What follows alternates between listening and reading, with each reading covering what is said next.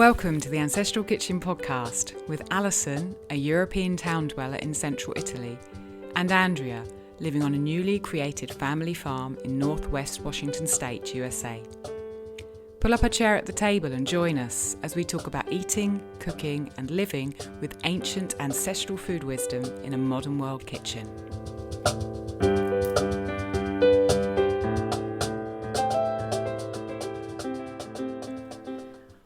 Welcome, welcome, welcome. I'm so excited to be recording this podcast with you, Alison.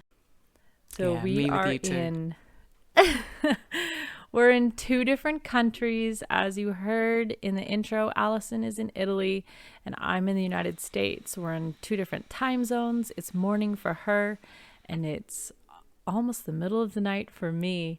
So we have our recording set up, and Alison's amazing husband is helping us to smooth out any issues we may have. But if you hear anything a little bit odd in our recordings, you can just chalk it up to trying to send our voices up to the satellites and back at the same time. So give us a little bit of grace as we figure out our contraptions here.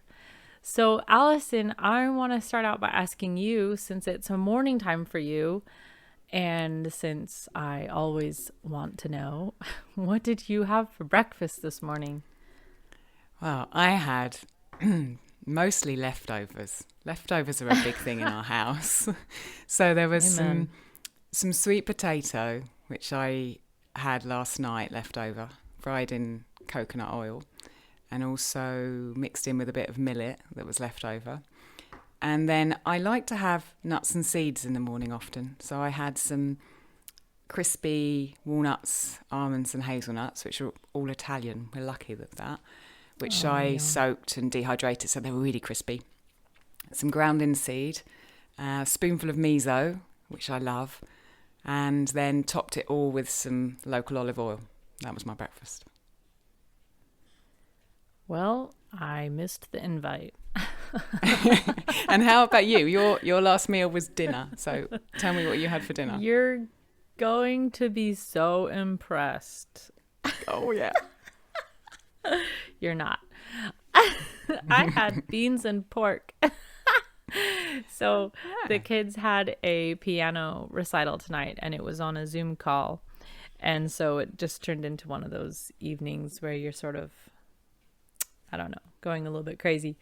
And so I took a bunch of beans and some of our pork from the pig that we butchered, not our own pig, but the one we got from our friends. And I just cooked them together and that was what we ate. That sounds nice. It sounds like a proper winter dinner, you know, that's filling and satisfying. It actually did feel, I was surprised at how appropriate it felt. I had got out some potatoes to put in with it, and then I just never got them put in. And then we have Ozette potatoes out here. Maca, I'm not sure if that's how it's pronounced. They came up, I think the Spanish brought them back in the early days of their sort of, I guess, proselytizing, you know, up and down the California coast. And then they made their way up to the Pacific Northwest and were cultivated by Native Americans here for quite a long time. And they completely fell out of style because they're smallish and they have lots of crevices on them. So they can be a chore to wash, but they kind of were disappearing. And then food, I don't know what they would really be called, food historian, preservation enthusiasts. One of the things they did to try and restore the Ozette potato population back here was they sent a bunch of samples out to a bunch of farms and had them start growing them. So now you can find it at all sorts of farmers markets and things around here. So we bought a lot from a couple small farms around us, both for seed for ourselves, which we just have layered in sawdust in boxes in the garage, and then boxes as well for us just to eat all winter. So they're really good, really creamy, really flavorful. And I was hoping to throw some of those in it, but I didn't. but there's enough that I can add some in it tomorrow because, hey, leftovers are a big thing here too. Nice. So we decided... I can't compete. We decided to have this episode be our Meet Andrea episode. To let you hear a bit about us, about myself and about Andrea, and to learn why she lives like she does, to share her life and to share her kitchen and her journey. And so I've got some questions lined up for Andrea, and I'm hoping we'll have a lively and interesting discussion for you, and also let you get to know her a bit more through it. So the first one I'm going to start with is to do with location. We know that you're in the US, Andrea, but tell us where you live. All right, so we are in the Pacific Northwest, and more specifically, the upper northwest corner of Washington State. So Western Washington, which is the wet side. We live kind of in a convergent zone. The eastern side of Washington is actually more of a desert, and then the western side is infamously very wet and cloudy. Cloudy and overcast a lot of the time. So you can see the trees over here grow huge, kind of like the jungle. They grow huge and fast, whereas on the other side of the state, they take longer to grow. It's really interesting, just some of the differences. So, yeah, my husband and I both grew up near here. Both our parents still live in our childhood homes about an hour away, and we absolutely love it. So it's a small 20-acre... I would call it a homestead right now. Mm-hmm. So meaning as opposed to like a commercial farm, we do raise and produce some things primarily just for ourselves right now. Our income doesn't come from the farm at this point, just comes from the work that my husband and I do with our jobs. But we moved out here, let's see, 7-8 months ago. And yeah, Gary. Where were you before that? So we were in town about an hour south of here towards Seattle, and it was fine. It was a lovely house. Actually, we love the house, and we were really happy to sell it to friends because it's just such a delightful little house. But we had the kids, and we just wanted lots of outside room. Both my husband and I grew up, our parents had property and trees and, swamps and all the things that you love about the Pacific Northwest, and we wished that we could provide the same thing for our kids. So tell us about your kids briefly, because we haven't talked about the ages of your kids and how many you have. Oh, that's a good one. We have 3 kids. The oldest is 8. His name is Jacob. And then Camille is 5 and Adelaide is 3. A house full. Yeah. Obviously I want more, but we take what we get. So tell us what's important to you around food and why that is the case. Well, I guess, and I know with both of us, just from watching you, that we definitely agree on pretty much everything about food. At least I haven't found anything we disagree on yet. But I love history, and I love the history of food, and I'm fascinated by marketing. And so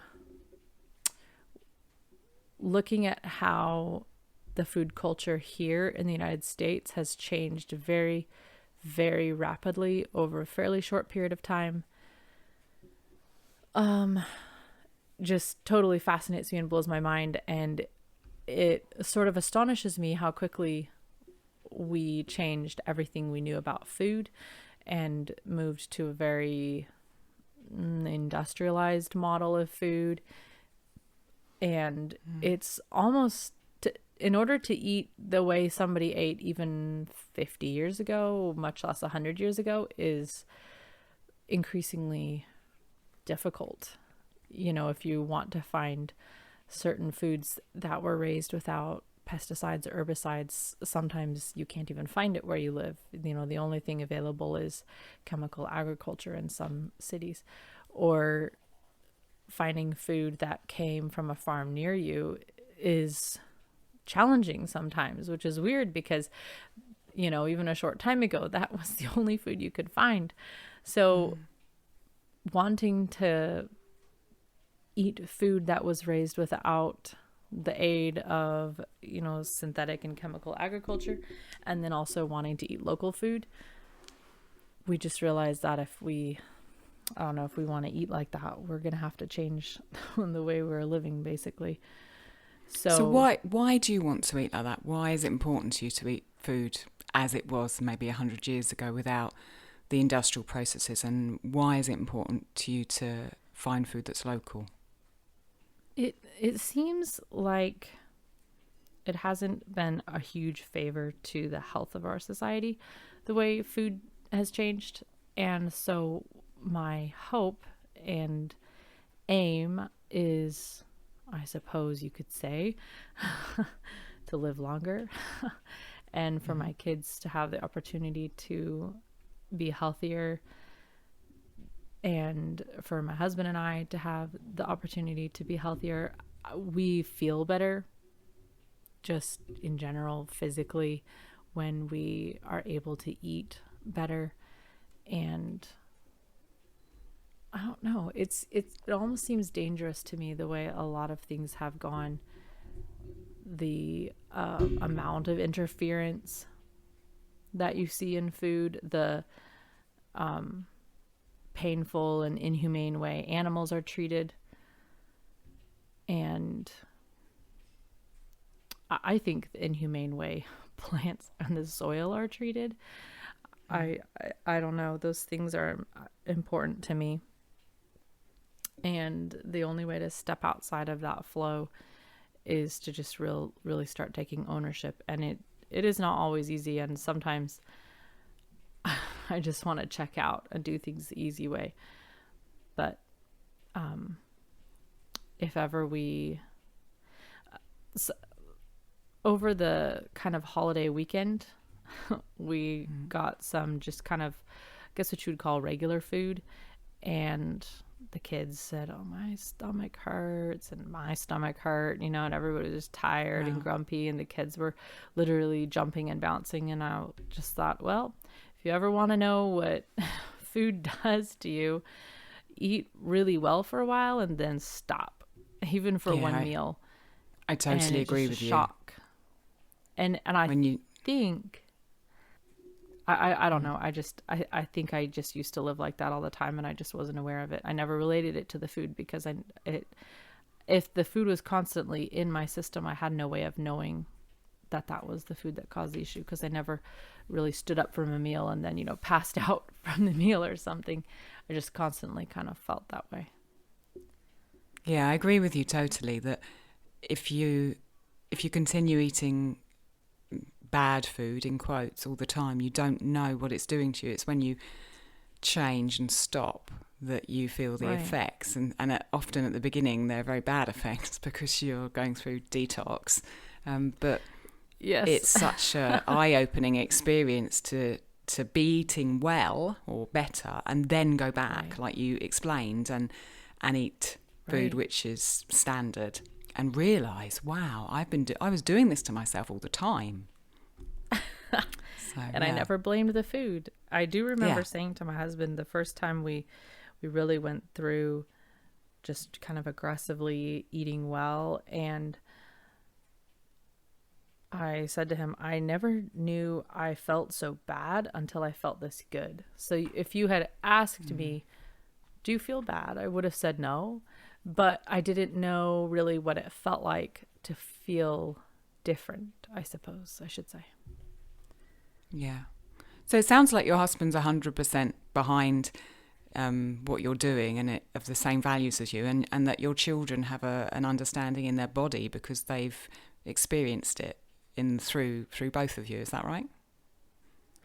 Yeah, absolutely. In fact, he was pushing me long before I was really thinking about it. And he was always finding, phenomenal things to eat. And I just thought, oh, okay, whatever, sure, fine. Costco bread. What's wrong with chicken patties? But, it was a little change. And if people ask me all the time, when did you start or how did you get started? And I always say, I literally remember exactly the moment. It was organic tomatoes. Because I thought, why would you pay more for organic tomatoes? What's behind that? And I read a book. I wish I could remember the title of the book, but I read a book about the way tomatoes are grown, and it just shocked me. And from there on, it was a spiral. And I remember every time I picked a new thing to learn about, I would think to myself, are you sure you want to go down this road? Because once you know it, you can't unknow it. You can't go back to that blissful ignorance. And then it got to the point where, I even remember when I was going to start researching shampoo ingredients, and I thought, do I really want to go down this path? Because I really don't want to have to think about it. And then I actually didn't research it for a while because I was kind of afraid. But then I came to the point where I realized I wasn't even using my shampoo because I thought, I haven't even looked, but I already know it's going to be something bad. So, even without knowing specifically what it was, I just felt, I don't know what I'm going to find when I flip that bottle over. And of course, anybody who's gone down the detoxing their life path knows it's never what you want whenever you find what's on that label and what's behind it. And I think what you said is so true. Once you know something, it's so hard to just carry on with it. And that's why it's so difficult, I think, for society as a whole to move, because we don't want to think about it, because it brings up pain and it brings up, responsibility, and it brings up possibly having to spend more money and change the way we are. And taking that responsibility is a hard step. It brings so much with it, but it's a difficult step to take. And so I really resonate with you when you say, do I really want to go there?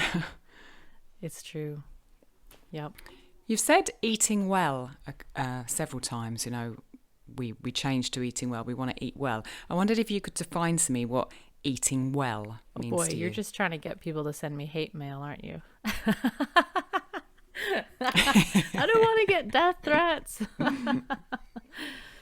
Well, I think it can vary from person to person. So what I will say here applies to me and my family, and I'm not making sweeping statements about the world or about, every individual person out there. So please don't send me hate mail.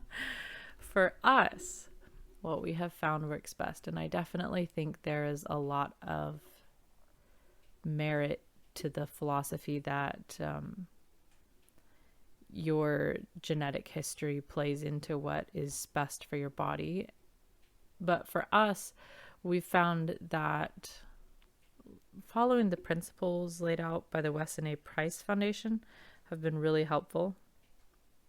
We don't necessarily always stick to them. For instance, yesterday me and the girls made chocolate chip cookies, and we used einkorn flour and coconut sugar, so the me of yesteryear would say, oh wow, it's the healthiest cookie in the world. And the chocolate chips are made with, just dark chocolate and stevia, so they're not, real ghastly. But we didn't soak or ferment the grains in advance, which would be the true Weston A. Price method. So, of course, in my brain, I think, the nutrients are still locked up. But sometimes, you make compromises. Maybe other people don't, but I do. I think it's not what you do. It's not what you do for that one-off. Right. It's what you do and we don't, day for breakfast, lunch, sadly, dinner. We do not live on cookies.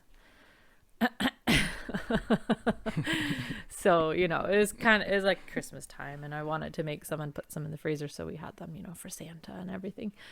But so the Weston A. Price Foundation, and if anybody's not familiar with them, you can just look it up online. They're everywhere. Weston A. Price, of course, was a dentist who noticed certain people, certain areas of the world that he went that had perfect teeth, and it just drove him deeper in learning about their traditional foodways. And so thus kind of came the name of this podcast, which we stole from your lovely Instagram, Allison. But really sums it up. The Ancestral Kitchen, Weston A. Price Foundation espouses really ancestral eating. So looking at how people ate many, many, many years ago and saying, well, if it's been keeping people alive for this long, there's probably some reasons why. And it's been just really fascinating because some of the things that people did in the old days, what they call ancestral wisdom or ancient wisdom, nobody back then had a microscope or a lab to really tell you why. They just knew, grandmother always did it this way. And why did grandmother do it that way? Because her grandma did it that way. But it's just fascinating to see the more science that comes out, the more it backs the food preparation methods. So for instance, as we referred to, soaking or fermenting grains and then actually makes them more digestible for humans, because we poor one-stomached humans can't ferment our grains and break them down in our stomach the way like a cow or another ruminant could. So we're left to either just pass our food through barely digested and nutrients intact on the way out the back door, or we can ferment them before we eat them and get a lot of that digestive action happening before we even eat the food and get more benefits. So there's lots of fun ways that science now backs up these old traditional methods. And every once in a while, Sally Fallon or one of our heroes in the movement will say, we don't have the science for this, but we kind of know that when we do, it's going to back up because this has been done for thousands of years. And sure enough, it always comes out. So for us specifically, eating the closer we eat to where we are, the better it is for us. So eating things raised on local farms, or I suppose more and more as we can from what we raise ourselves, although that's not much yet, but then eating things that are from around here, and then cooperating with other farmers around us, for milk or things like that we don't have for ourselves yet. We feel better and we do better. And then if I walk into a grocery store, I went into a grocery store after not going to a grocery store for months, and I just thought, wow, this is where I got all my food for the longest time. It just was kind of a weird feeling, and everything just looked like junk. It's really sad to say, but everything looked like junk all around me. And I do go to the grocery store now that we've moved up here. I've gone a bunch of times, and there's always good things that I can get here and there. But the more we can get during the summer, we were out picking and we were buying bulk from farms, and we were freezing and canning and fermenting and drying everything. So the more we can eat of that, the better we feel, and then prepare it as close as we can the Weston A. Price way. Great. That explains. Thank you. I was nodding. You can't see me, but I was nodding so much when you were talking about the kind of ancestral wisdom that just was held in the individuals and the community without knowing why. That's an endless source of fascination for me. I agree. Tell us a bit about your kitchen setup, and also kind of expanding on that, because you're starting to raise animals, your kitchen setup and the setup that you have with the animals that you're raising there. Well, the kitchen is fun. When we moved here, the other thing people ask me all the time is, do you miss your old kitchen?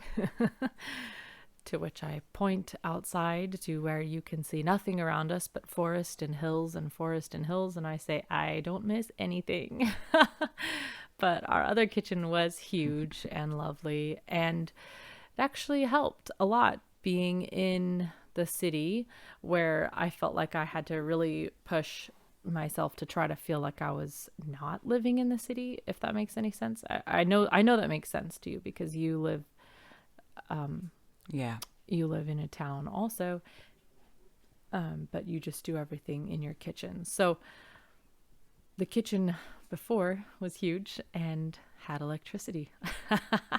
So this kitchen does have electricity, but we're off the grid. So our power is solar and our backup is a tiny generator. So I can't run things like the oven without thinking about it. Checking on the power to see how much we have, maybe turning on the generator, checking to see what else is running because you can't run too many, big things at a time. I can't just turn on even my dehydrator. So of course, what I love about that is it always makes you ask, well, why did grandma dry everything in the summer? Because guess what? She wasn't plugging anything in. I mean, it really just throws you back and you start to realize, I mean, even in a small way, we don't even have a completely unelectric kitchen. I don't even know what the word is. We don't even have a kitchen without electricity. And yet you already start to feel, it starts to get dark and you think, well, do we want to run lights when the power is low, or do we just go to bed? That's why people went to bed early, because they didn't want to burn, because you think, oh, I only have so many candles, I only have so much beeswax to make more. And then you go, all right, that's why they went to bed, because they weren't going to burn 93 candles at night. That's why rich people had 93 candles burning at night, because they could afford it. So the kitchen's small. It's a galley style kitchen. And I say it's small almost jokingly because when Gary asked me, well, are you going to like this kitchen? It's pretty small. And I said, well, every person throughout history has pretty much had a smaller kitchen and they had to do everything. So I think I can deal with it. And I always say that it doesn't even matter how big your kitchen is. I've had the smallest kitchens, tiny little postage stamp kitchens, but I organize it in the way that I know exactly where everything is and I can move very quickly in it. And I do more in my teeny tiny kitchens than I see people do in, huge kitchens that they don't know how to utilize. So it's a little galley kitchen, and then most of our pantry storage is in the garage.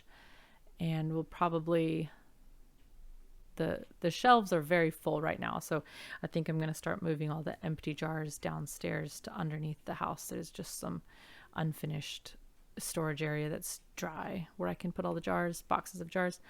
And then we have 2 freezers, chest freezers in the garage, and a fridge freezer that the sellers left in the house. And we Give us an idea of how many cans you have. What's the quantity of preserved and fermented and canned food that you have in storage? Well, if I had to guess the number of jars, I don't know, maybe 1,500 jars or so.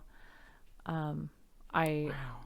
I have a lot of old jars as well. I really treasure old jars. I love the history. I told you I love the history of food. So when I look at old jars, then it tells you about how food was stored and why it was stored and sealed that way. And, an interesting thing I always tell people is, how in the old days, grandma would can her tomatoes without a pressure canner. And then, starting around the 70s and around there, people started getting botulism from eating tomatoes that were canned without a pressure canner. So you think, oh, why wasn't everybody dying of botulism before? And it comes down to that food history. And you learn that in the 70s, seed masters were starting to change tomato seeds. They were hybridizing tomatoes that were larger and juicier, and they grew faster, and they could be grown, more commercially, and they would last on the shelf longer. So these are the kind of seeds and the kind of plants that were coming about. And those tomatoes are lower in acidity than the tomatoes that were the smaller, more soft tomatoes that grew outside in the sunshine in mineral-rich soil with rainwater falling on them. So then tomatoes being canned were more base, and they couldn't fight off the CBOT, the Clostridium botulinum, that causes botulism. And so then, now you got a can and a pressure canner. And I just think things like that are so fascinating. And of course, that's also why I didn't mention heirloom plants, but like the ozette potatoes are what would be considered an heirloom plant. And those old seeds also tend to be more nutritious vegetables and fruits and things like that. So yeah, so lots of canned things in the garage. I think the tomato example you've just given is probably a prescient of what we're going to have as a theme as the podcast goes on. The idea of kind of the industrial revolution in food, and the fact that that was for profit. You know, that they're hybridized for a reason, to make them quicker and easier and make more profit. Whereas in the past, they're grown, locally in the home, not for profit. They're grown for nutrition. They're grown for life. They're grown for making someone as strong and as healthy as possible. And the divergence of those two things, and the way that we seem to be pointing as a society at the moment, is a big contributor to the health and the psychological health as well as bodily health of the world. And I think there are so many examples of it in the work that you're doing in the home, and the research, and the farmers that are bringing back and passionate about a more grounded way of life. And it's for me, it's an endless topic of discussion. Yeah, really. I think it is, and I agree with you. Tell us about the animals. The creatures. Tell us about the animals you're growing, you're raising. Yeah, you didn't tell us about that. So an heirloom animal is called Heritage, and that's an older breed. I forget exactly how long a breed has to have been around in order to be considered heritage. But again, you will encounter these modern breeds of animal that, I'll use an example of a cow. There, you see the old bucolic pictures of cows on grass, and grandma says, oh yes, our cows ate grass, and father would give them some grain in the winter. But of course, who has the money to feed a cow grain all summer? So Billy would go take the cow to a new pasture. And well, modern cows, many of these breeds actually can't even survive on just foraging. These modern breeds are made to live on grains, or even worse, they are fed even worse than that in some of the factories, where cows are getting old rotting bakery goods and things like that, just junk, literally junk calories. And of course their health suffers for it. But heritage breeds do better, on grass and things like that. And you have these modern breeds of both cattle and birds, poultry, that can't even survive beyond a certain age because they're just made to bloat up really quickly, like a Cornish, not a Cornish. What is the breed? The Cornish cross? I'm totally drawing a blank on the name of this bird now, but the chicken that her poor breast tissue gets so huge that she can't even walk after a couple of weeks, and they're fully mature at 8 weeks. I mean, our chickens outside, they're not even laying eggs yet. they're way past 8 weeks, but they're all heritage breeds. And our turkeys, that I love turkeys, are a heritage breed also. Red bourbon. And those, I think the one that we butchered for Thanksgiving was 14 pounds. I think he was about 14 pounds. And that's nothing by industrial standards. And so, of course, you have, these turkeys that just grow gigantic, and, huge in a very short amount of time, where our bourbons grow slowly. You know, at the very earliest you could butcher a bourbon is maybe 9 months. It's a long time to be feeding a bird commercially for only 14 pounds. And of course, we're feeding them organic food from a local farm and letting them forage grass and things like that, and bugs, but they love it.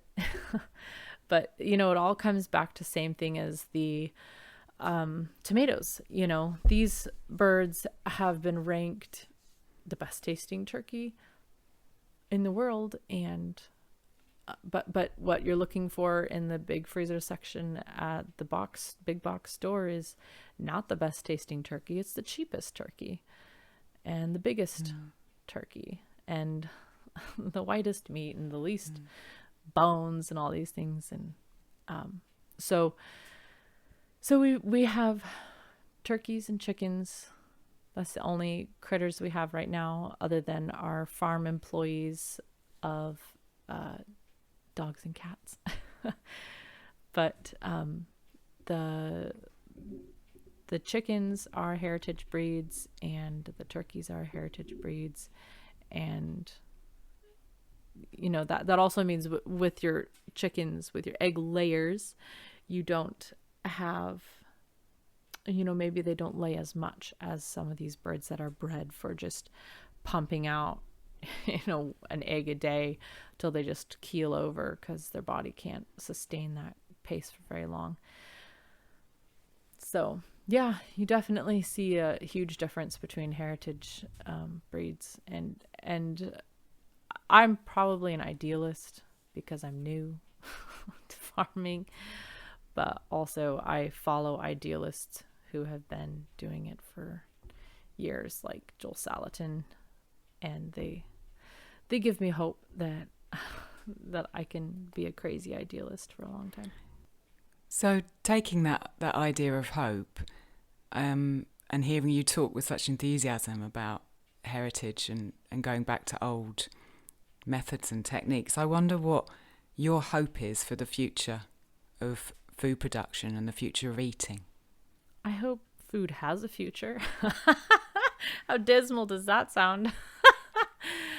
I have great hope, actually. I think that people are waking up on a large scale, and you can see it by the way food manufacturers are pivoting and relabeling packages with things like natural and no antibiotics, and trying to catch our attention. And those aren't always true. They're often misleading. Natural means nothing. Organic is a useless label at this point. You know, the organic label, every year, commercial farmers lobby to add more chemicals to that list that's allowed on the organic label. So you can't even rely on that. And you and I both know you have to go meet your farmers in every way you can. But I think people are definitely waking up to the fact that they've been being duped for a long time, or maybe sold something that they didn't want. And I think we see a huge impact in that, sadly, here in the United States, in the sense that people are turning and spending their dollars in small farms, and so that translates into food lobbyists, food manufacturers lobbying for tighter controls on small farms and more restriction on small farms, and not allowing things, you know, requiring things of food production that are literally impossible for anything less than a huge industrial plant to produce, like quantities of paperwork and things like that just no small farm can possibly do, because I think we're hitting them in the wallet, and they're actually feeling the impact of all these grassroots efforts of pushing people towards smaller farms and shopping local and things like that. And there is no one person who profits when people turn around and shop local and shop from small farms. No one person profits from that. It just gets dispersed throughout a ton of tiny little farms. And I think that's a good thing, and that's fine.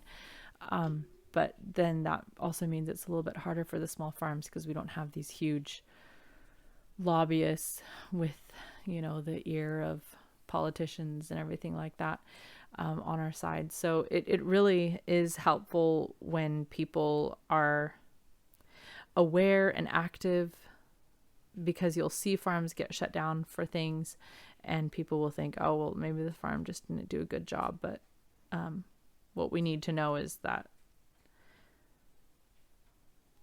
staying aware, I don't know, it's kind of hard because you can't expect your average consumer, I can't even expect myself to be on top of all the bills and things like that people are always trying to push through to slow down small farms. But just having people in touch with their farmers is really helpful, because the only way I ever learned about any of this was because I was shopping at small farms, and I would just sit out there in the sunshine and, you know, at the little farm stand and listen to farmers talk. And that's where I started to become aware of all these ways that I guess you could say politics affect our food. And there's just no quick and easy shortcut to making sure that everybody's educated and informed. But I have immense hope because I see enormous numbers of people making enormous efforts to be informed. So following farmers on podcasts or following, you know, joining CSAs and buying from small farms. I absolutely love it. And especially this year, we've seen farms just selling out. I mean, farms where I used to go and like the farm where we bought all our tomato starts. Every time I went back all spring, they had so many tomato starts, not last year, but the year before, just sort of withering. You know, they had sold a ton of them, but then there was just a bunch more withering. And I felt so bad for every tomato. Every time I went back, I was buying more because I was like, I need to give them a home. I feel so bad. They're just here. Nobody loves them. I need to adopt them. So I kept buying. Like, we had like 50 tomato plants by the time I was done, but I felt so sorry for them. But but this year I went pretty early in the season and I said, wow, where's the tomato starts? And she goes, they are all gone. Every single one is sold. And of course I was sad for me, but I was just so excited that how awakened people were to how fragile this enormous food transport system is, how it doesn't take much more than 2 or 3 days to just decimate the grocery store shelves and to completely knock the foundations out of food production, and how suddenly they realized that there was small farms in their neighborhood they could take advantage of, and they went and they spent their dollars there. And I just think that's so exciting. So I have hope.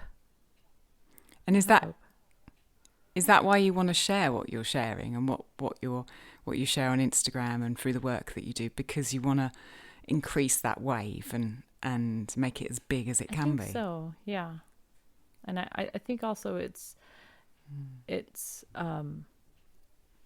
hard to find the information. So I feel like the more people who are out there putting the information out there, the more helpful it is, because it's not always easy, you know, to find what we're trying to find.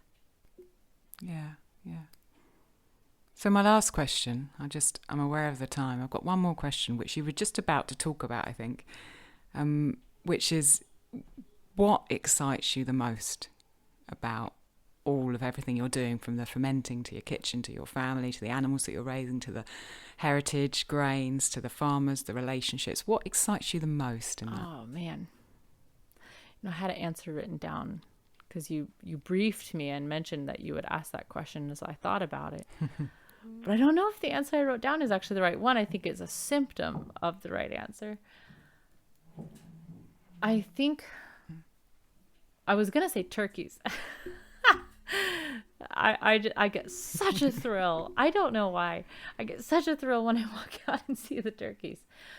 But I think that's what really excites me the most, when you really just boil it down. Why does the turkeys excite me? And I will try not to sound like hokey when I say this, but I love feeling connected. And when I walk outside and I see my turkeys, I feel connected to the history of the turkeys and my ancestors raising turkeys, and the people who are raising the grains for my turkeys, and my husband who's building, sheds and fences and turkey corrals and everything, and the kids, my own kids that I'm feeding as I pull the guts out of a turkey one day and then roast it in the oven another day and cut it off a piece and put it on my kids' plate. And I just think all that good nutrition is going into their body. And I feel connected to people out here on the land. And I just love that feeling of being connected. And when you go to the grocery store, you can put your AirPods in or whatever the kids do these days, and you can walk over to the shelf and take something off the shelf, and you never knew who, you never saw the sun where that thing grew. You never saw the kitchen where that went into the container. You never saw the man who put the label on it. You never saw even the person who unloaded the box and put it on the shelf. And then you walk over to the self-check and you don't even have to type in the name of the thing. Just beep it on the counter, and then don't even have to get any money out. Just get your card out, and then you can walk out, get back into your car, close the door, go back home, and you never saw a single person. And when we eat close to the land, everything is connection. I mean, I go out there and I talk to my turkeys. I know that they're gonna end up in my oven or on my stew pot one day, and I love them. And I go out and I tell them how beautiful they are, and I throw them apples, which they chase around like a basketball, and I know they're living just the most wonderful life up until their last moment, when they just peacefully will go. And in my hands with my kids next to me and my kids' hands with me, and then we will all pluck them together, and then we'll process them together. And I don't know, it's just so connected when you eat this way, and it feels completely different. And so I think then when you end up with your final product of food, it's not just the cheapest or the fastest. I think there can be a time and a place for that, but it's not the cheapest and the fastest thing. It's just the best thing. I guess it all comes down to just connection for me. Yeah, that's really very beautiful what you were saying when you were describing going out and seeing the turkeys. I got goose pimples because, life is about connection. Connection is what makes us human. And I think we need that feeling. Our cells need it. Our every bit of our body needs it. And so I can understand how the turkey can symbolise. It's a kind of a world of all the different parts of that connection, that circle that come together and make a whole. And it's very beautiful to listen to you describe it. Thank you. Well, thank you for asking all those awesome questions. I only hope I can live up to it when I ask you. Is there anything else that you want to say or share that hasn't come up so far? I feel like we covered a lot, and I know more will come up, over the span of our discussions. But I think this is I'm Andrea. I live on the side of a hill. I have a husband and 3 kids and turkeys. And I love to talk about food with you. Nice. Well, thank you so much for beginning this adventure with me together. We're stepping forward and doing something exciting and new, and something that will hopefully bring lots of discussions and ideas forward. And it was a privilege to hear a bit more about your life and your family and what makes you tick. So thank you very much. Alison.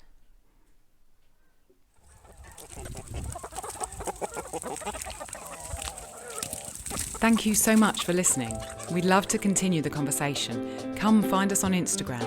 Andrea's at Farm and Hearth, and Alison's at Ancestral_Kitchen. Until next time, we both wish you much fun, exploration and satisfaction in and out of the kitchen.